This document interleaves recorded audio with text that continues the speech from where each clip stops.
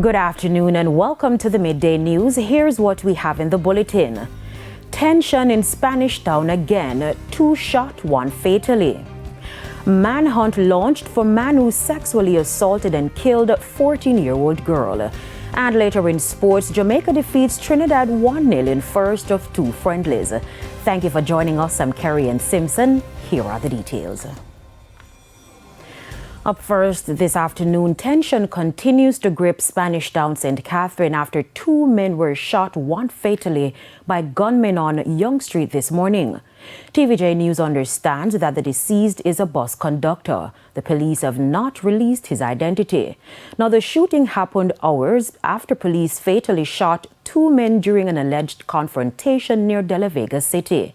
A firearm was reportedly seized during the incident.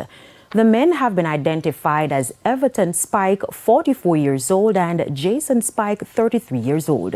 Residents of De La Vega City last night blocked the Spanish Town bypass in the vicinity of their community. Indicom is investigating. Now, this brings to 35 the number of fatal shootings by the police since the start of the year. Audacious. That's how Justice Minister Delroy Chuck is describing reports that criminals have been sending death threats to the commander in charge of the St. Catherine North Police, Superintendent Hopton Nicholson. TVJ News understands that the threats started after the fatal shooting, that's the police fatal shooting of 2 gang members. 23-year-old Aidan Carl McIntosh was fatally shot in an alleged confrontation in Eltham Park on Monday. It's reported that Mr. McIntosh was an associate of Othniel Laban, or Thick Man, who was also fatally shot by the police 2 weeks ago. In a video posted on social media, the criminals threatened to turn the old capital into Haiti. Speaking at the recent commissioning ceremony for Justices of the Peace, Minister Chuck urged stakeholders in the justice sector and members of the police to stand together. In Spanish Town, I've told the head of the St. Catherine's North that they're coming for him. And they're going to make Spanish Town look like Haiti. You see the rudeness, the audacity. They put it on social media. So when you have persons like that in our communities, you, Justice of the Peace, the decent, law-abiding citizen, have to know, work smarter than them. You have to work with the GP Association, of which you all must become a part. And in your own small way, find out how can we get information to the police to dismantle these gangs. Police are still searching for a man believed to be of unsound mind who sexually assaulted and murdered a 14-year-old girl at the Palm Grove Court apartment on Spanish Town Road Thursday night. Shamila Pullen reports. The family of 15-year-old Price Johnson engulfed in grief after news sank in that the teenager succumbed to injuries she sustained in a violent attack. She was raped and assaulted by a man who persons say is of unsound mind. TVJ News understands he was seen earlier Thursday milling around the Palm Grove Court apartment on Spanish Town Road where the incident happened. He reportedly pushed open the door to the apartment where the deceased was asleep and began his assault. Her mother, Eugene Wade, explained the teen was home alone at the time of the incident, which happened sometime after 2 p.m. A family member who attempted to rush to her rescue after hearing the screams was also attacked. My big cousin. What happened with him now? What they say? He go up there, man, my wrestlers. Them time they should on dead on the bed. So this man lick him also with the hammer? Yeah, the man lick him. So they know what? Do you know what? People say it's a hammer he used. Do you know if that's true, that is a hammer he used to well, like it's a hammer, because well, the mirror flash up there. Up at the house now and I had mash up the skull crack. All I Pol Pot. Miss Wade sells goods not too far away from the apartment. At the time of the incident, she says she had left her business to run an errand. She expressed disappointment that persons in the area were slow to helping her distressed child. And she did and she had ball. But much people live around here, so enough people live around here, so enough people there around here, so. So I'm not here up there when me do so. I don't do nothing at all, I don't do around here, so nothing. Nothing at all. But the outside say I pay 1, 2 o'clock, I left my stall. And when war I go on me there, I say, I no problem, I don't with nobody. And the most people, every time my cousin go up there, so nobody couldn't go up there to assist my little girl. There's nobody at all. 14-year-old Price Johnson would have turned 15 on February 21. Her mother says she was looking forward to celebrating her birthday. Instead, the family must now muster up the courage and prepare for her funeral instead. Shamela Pullen, TVJ News. The St. Mary police have formally charged the suspect in the attack against St. Anne's Bay Mayor Michael Bell-Nevis at his property in Boscobel in the parish last month. Charged with housebreaking, wounding with intent and malicious destruction of property is 34-year-old Chad Thomas of Ramble in Oracabessa in the parish. He was charged after an identification parade on Monday. His court date is being finalized. Now, according to the Oracabessa police, about 11 p.m. on January 20, Mayor Bell-Nevis visited his premises, which is currently under construction, and observed his television light on. On closer inspection, Mr. Bell-Nevis reportedly saw the suspect, whom he had seen before but did not know his name, sitting on a couch. The mayor reportedly ordered the suspect to leave the premises, but Thomas attacked him with a machete, inflicting several wounds to his head and hands. During the attack, Thomas was shot and wounded. He was found meters from the house by the police. A man was arrested and charged for possession of identity information, while 8 others were taken into custody for questioning. This following an early morning operation in the Epsom and Dover communities on Thursday by the St. Mary Police. It's the latest in a series of arrests since the St. Mary Police Division recently launched a series of operations across the parish in response to growing concerns about criminal activities. Local Government Minister Desmond McKenzie has fired back at concerns raised by an Auditor General's report which highlighted potential duplication of efforts in the government's social housing programs. Mr. McKenzie responded during this week's post-cabinet press briefing. A recent report by the Auditor General raised concerns about potential duplication of efforts in providing housing to those in need. The report specifically made reference to the government's new social housing program and other initiatives like the Indigent Housing Program. Local Government Minister Desmond McKenzie weighed in. It is the responsibility of local government. There are no duplications. Local government is clear, our responsibilities are clear, and I am proud that this administration has taken the bold step in providing housing solutions. We have some 20-odd houses presently under construction. 6 are in the pipeline to be handed over. Mr. McKenzie also claimed some individuals are using the AG's report to discredit the program. But he cited a recent example where 2 houses were handed over to beneficiaries in the St. Andrews South constituency, where PNP leader Mark Golding is the Member of Parliament. What is disturbing, the last 2 houses that we handed over was in the constituency of the leader of the opposition.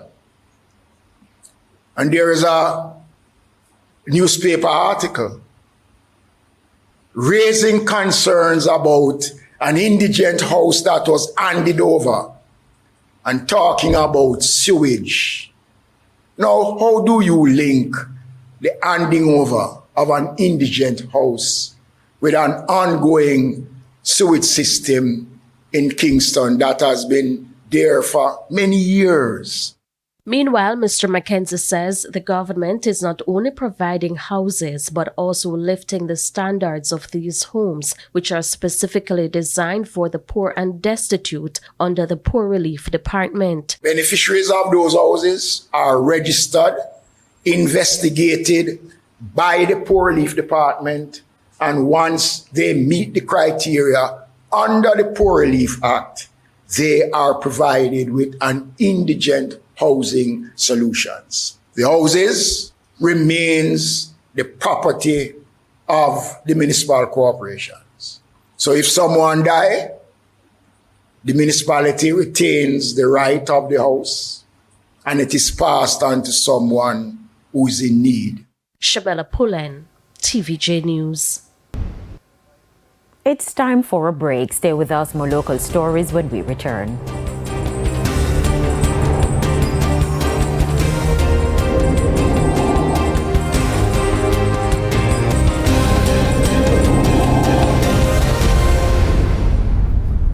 Welcome back. We're continuing the news.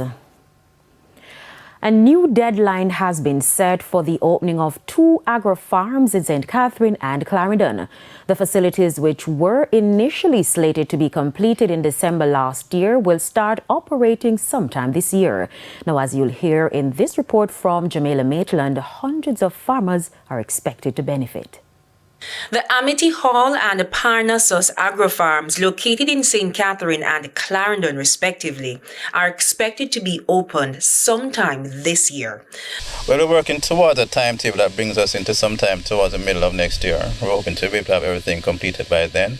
However, we do intend to actually start opening some areas of the park this year. The multi-billion-dollar project, funded by the UK government, started in 2019 and was supposed to be completed in December 2024. Project manager Wayne Williams from the National Irrigation Commission, NIC, explains the reasons for the delay. The design team who won the award are actually based in Italy. So during the pandemic, they weren't able to travel to Jamaica. But fortunately, they had local counterparts, so they were able to work together, but it still wasn't ideal. In Amity Hall, roughly 965 acres of land are being prepared for farming. Mr. Williams says about 200 acres are being set aside for youth farmers, including women and people with disabilities. The Agro Investment Corporation will be managing the farms, including the application process. A digital poster with the phrase "Coming soon" and "New investment opportunities" greets visitors on their webpage. A crop profile financials with investment costs show revenues of up to $90 million for a 10-year period.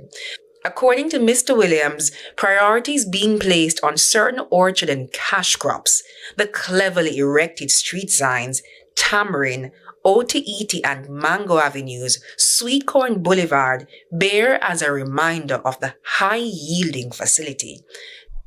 Work is currently being done on the reservoir, which can hold approximately 20,000 cubic meters or over 5 million gallons of water to supply the farmers, further down on the agro-farm. Now, the contractors say it's almost 90% complete. However, tests will be done to assure quality assurance as well as leakage before the reservoir is commissioned. So the water goes through the canals into the reservoir and then is pumped out to the various locations in the irrigated park.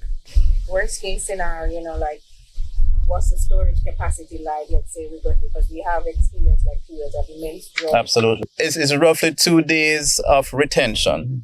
Jamaica Maitland, TVJ News. And it's now time for the Business Minute. Barbados could be home to the international fast food chains Popeyes and Krispy Kreme in the near future. That's the word from Restaurant Associates Limited RAL of Jamaica, which manages Burger King on the island. Currently, RAL is strengthening its presence in Jamaica with 6 new restaurants planned exclusively for Spanish Town St. Catherine, while exploring further expansion in Barbados. Chief Executive Officer Lisa Lake says the company is looking to bring the brands to other locations as well. Jamaica remains its largest and most dynamic market with over 60 locations and counting. Further afield, Amazon could be on its way to becoming the world's largest retailer. Currently, Walmart is still considered by many the biggest retailer because of its revenue. This quarter, though, Amazon is expected to report $187 billion in sales. Walmart is forecast to bring in $180 billion. Still, most analysts measure revenue on an annual basis, and Walmart is expected to hit $681 billion for last year. Amazon is forecast to come in short of that at $638 billion. That's still a big win for Amazon because it marks the first time the company will surpass $600 billion. And that's it for the Business Minute. I'm Janella Precious. Time now for a look at some of the major stories from around the world. In the region, Bermuda's National Security Minister Michael Weeks is seeking to clear the air after concerns were raised by members of the public about some CCTV cameras which have been installed countrywide. Bermudans have expressed privacy concerns with the CCTV cameras in communities across the country. Now, in a statement released on Thursday, Minister Weeks reassured them that the measure is to improve public safety and security. On the international scene, two unions representing employees of the U.S. Agency for International Development, USAID, have filed a lawsuit against President Donald Trump and his administration over the White House's plan to drastically shrink the department's staff. On Thursday, USAID employees were told to expect the agency's staff to drop from about 10,000 to less than 300 globally. The lawsuit filed by the labor groups in Washington, D.C. argues that the president does not have the authority to shut down the agency. And the International Criminal Court, ICC, has vowed to continue its judicial work after U.S. President Donald Trump signed an order to impose sanctions on its staff.